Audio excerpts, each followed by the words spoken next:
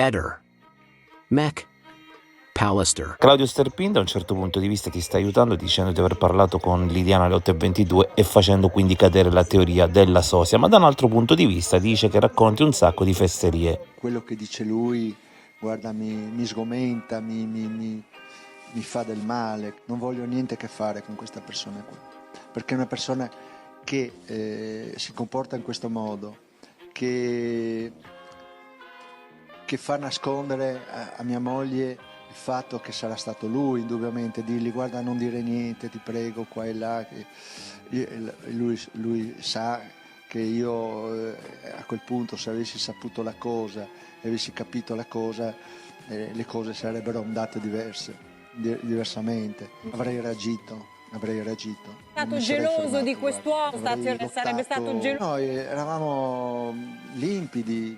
Io per esempio ogni tanto mi incontro con la mia ex moglie, siamo amici, ci vediamo. Con Lilli andavamo tante volte a trovare la mia ex moglie, stava anche male, queste cose qua.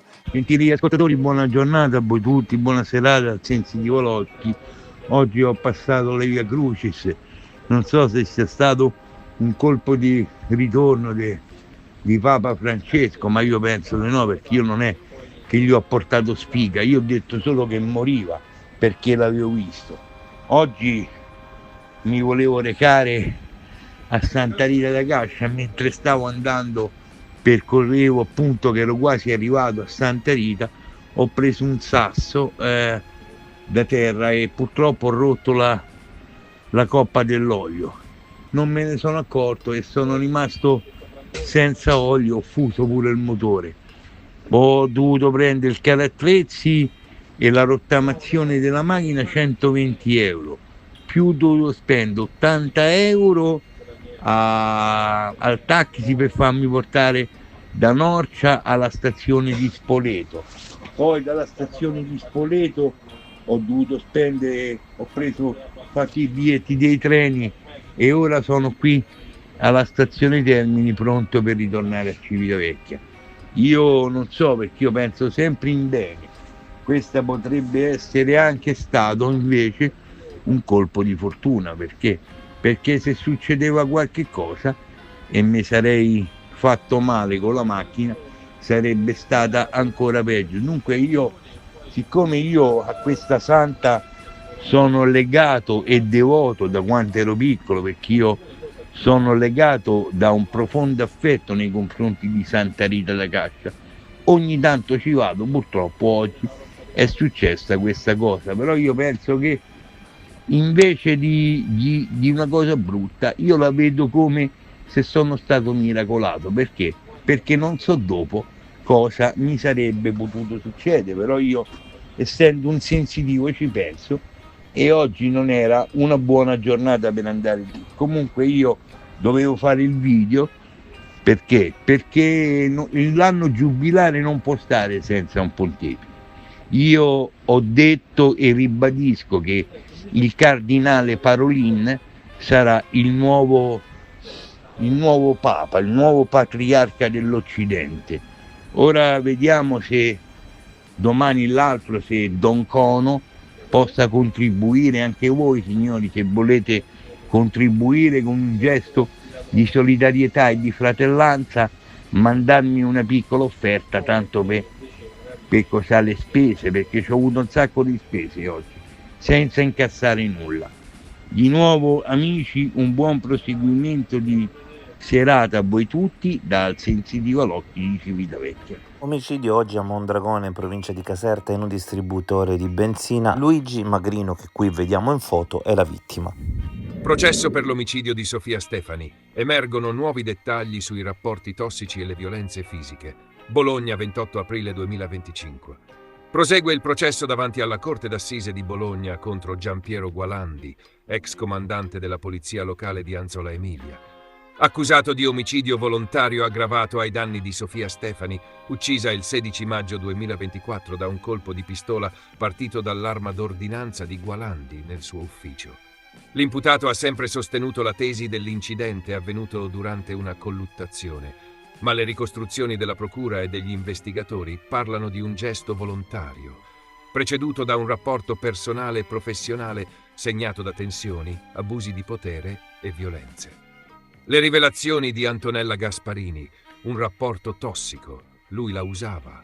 Nella sua testimonianza, Antonella Gasparini, amica stretta della vittima, ha raccontato che tra Sofia e Gualandi esisteva un rapporto che definisce tossico. Secondo la Gasparini, il comandante avrebbe intrattenuto una relazione sessuale con Sofia, promettendole in cambio favori e vantaggi lavorativi. Mi sembrava che la stesse usando, ha detto Gasparini in aula. Lui le aveva fatto molte promesse professionali e da parte di un superiore è qualcosa di molto particolare. La testimone ha riferito di aver visto Sofia e Gualandi insieme in almeno 2 occasioni e di essere stata messa al corrente delle continue liti tra i due. Loro litigavano spesso. Una volta, durante una discussione, lui le disse: «Guarda che ho una pistola». Io la avvisai: «Stai attenta». Lei mi rispose che stava scherzando. Gasparini ha inoltre ricordato un episodio in cui Sofia le confidò di aver perso un dente durante una colluttazione con Gualandi, che le avrebbe anche sferrato uno schiaffo. Nonostante Sofia ammirasse l'abilità di Gualandi nell'uso delle armi, la Gasparini oggi rilegge quelle parole con sospetto. Le parole del fidanzato Stefano Guidotti: segni di violenza e una relazione complicata. A confermare i racconti su episodi di violenza è stato Stefano Guidotti, compagno di Sofia da 3 anni, che ha riferito alla Corte d'Assise di aver più volte visto sul corpo della fidanzata lividi sospetti. Una volta tornò dal dentista per farsi sistemare un dente rotto dopo una lite con Gualandi. In altre occasioni notai lividi sulle gambe e sulle braccia, come se qualcuno avesse fatto forte pressione con le dita. Guidotti ha anche raccontato che, pur intuendo un legame ambiguo tra Sofia e il comandante, cercava di sostenerla, consapevole delle difficoltà emotive della giovane. Sofia aveva una personalità borderline, bipolare, lottava per gestire le sue emozioni e aveva bisogno di molto affetto. Le consigliai di farsi seguire dal CSM, Centro di Salute Mentale. Ha inoltre aggiunto che nei momenti di crisi Sofia poteva diventare molto impulsiva, arrivando anche a schiaffeggiarlo durante i litigi, salvo poi scusarsi attribuendo le sue reazioni alla sua fragilità emotiva. La posizione di Giampiero Gualandi e i prossimi passi. Gualandi resta imputato per omicidio volontario aggravato dai futili motivi e dal legame affettivo con la vittima. Il processo sta ricostruendo un quadro fatto di manipolazione, abusi di potere e violenza psicologica e fisica, aggravato da una dinamica di subordinazione sul luogo di lavoro. Secondo fonti vicine all'inchiesta, nelle prossime udienze verranno ascoltati altri colleghi di Sofia e potrebbero emergere ulteriori dettagli sulla condotta di Gualandi come superiore e sulla gestione delle relazioni interne alla polizia locale di Anzola.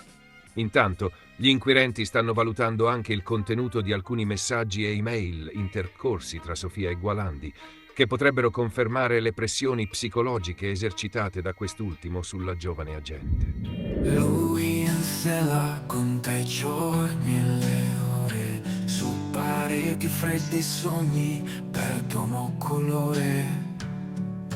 Innocente grida, ma nessuno lo sente. In silenzio combatte contro il niente.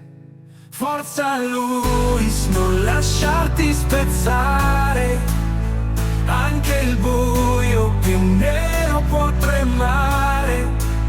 Non c'è catena che possa il cuore fermare. La verità un giorno saprà brillare.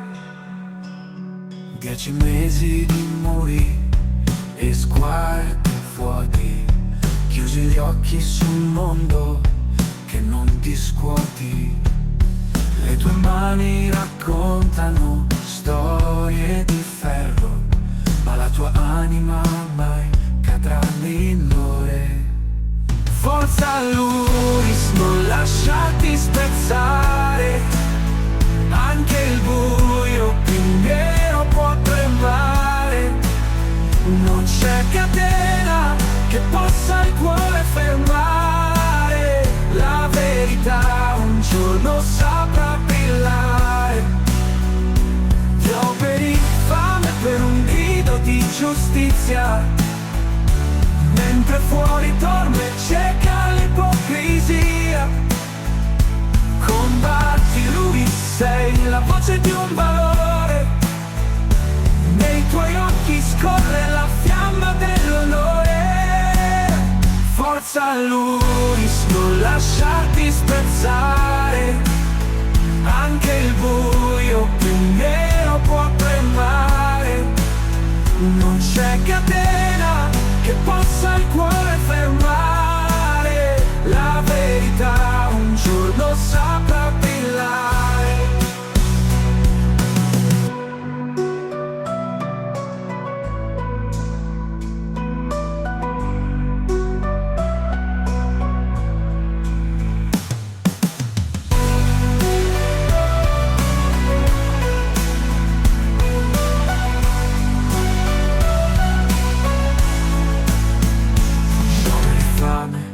Per un grido di giustizia, mentre fuori dorme cieca l'ipocrisia. Combatti Luis, sei la voce di un valore, nei tuoi occhi scorre la fiamma dell'onore.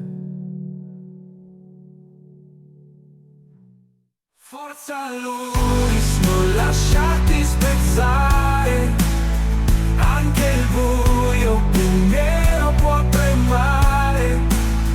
Non c'è catena che possa il cuore fermare, la verità un giorno saprà brillare. Ehi, non dimenticare di iscriverti a questo canale.